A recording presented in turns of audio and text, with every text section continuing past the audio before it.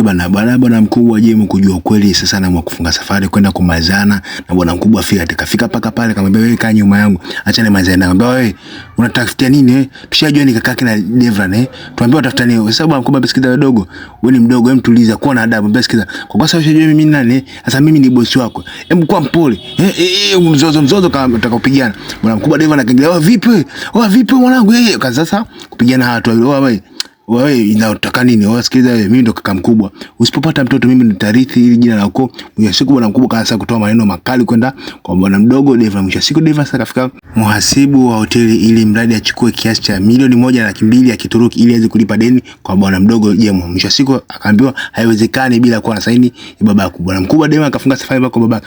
Washa moto mbele ndio nataka huko nikomesha foka msikiliza mwanangu mimi nimeshafanya makosa mengi lakini wewe ndo mkweli wangu. Kwa nini tunaikuwa sasa hivi ni kwenda kufunga ndoa na yule binti mama yako ambaye amekuja naye. Nachokitaka kwa sasa hivi ni wewe ufanye vile kama sisi tunavyotaka. Achana na huyo mwanamke wako Aziza ambaye hataki kuzaa naye. Mwisho siku bwana mkubwa akabaki pale kama ni mtu mwenye mawazo kinoma mwanangu. Kwa upande wa pili bwana Yusufu anachukuliwa na baba yake kwenda kupelekwa picnic. Sasa mama yake anataka mbele lakini bibi yake kaja akampiga kikumbo na kumwambia mimi ndo nitakaa mbele. Mwisho siku Yusufu angalia mazingira kwa mara mwisho na kusepa zao. Sasa kwa upande wa pili bibi Aziza kana kumbuka ile tukio alifanywa bwana mkubwa Devran akijaribu kujangalia mikono kwani mikono ilikuwa imechubuka.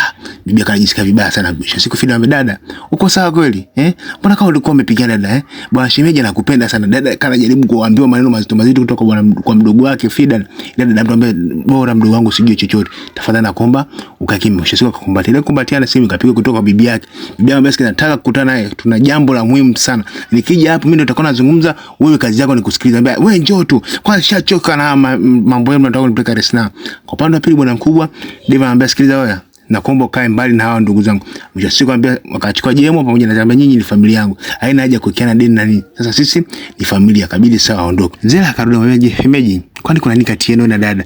Bwana mkubwa hivyo hamna chochote mimi nitakuja tu nitaongea naye mambo atakaa sawa. Sasa kwa upande wa pili Hashmit alifika hapa kwenye hiyo hotel wa karibu duka la dawa. Hapo kila kitu baba inatosha sasa hivi tafadhali. Mtu ambie unatuletea nini ambaye tulieni jamani mimi ndo maana msipendi kukaa na huyo mzee. Yaani kila mtu akawa anachukia kwa sababu Hashmit maneno mengi. Ambaye sikiza leo wewe ndo utakuwa upendeleo wangu kwa wewe ndo mgonjwa mpita hapa leo mwisho siku bibi mtu ndo kaingia kwanza pale mgafika wa mwanangu kabisa aanze kumwambia huyu mhudumu kwamba ampe punguzo kwa leo familia nzima amekuja hapa huyu bibi yake na Yusufu kabisa anataka niambia mimi nataka supu ila mwisho siku mama yake sikumwambia siku ile mbona mtazama anambia hamna chochote mama yake na Yusufu alipata wasiwasi na mko yake pamoja na mume wake Hashmit.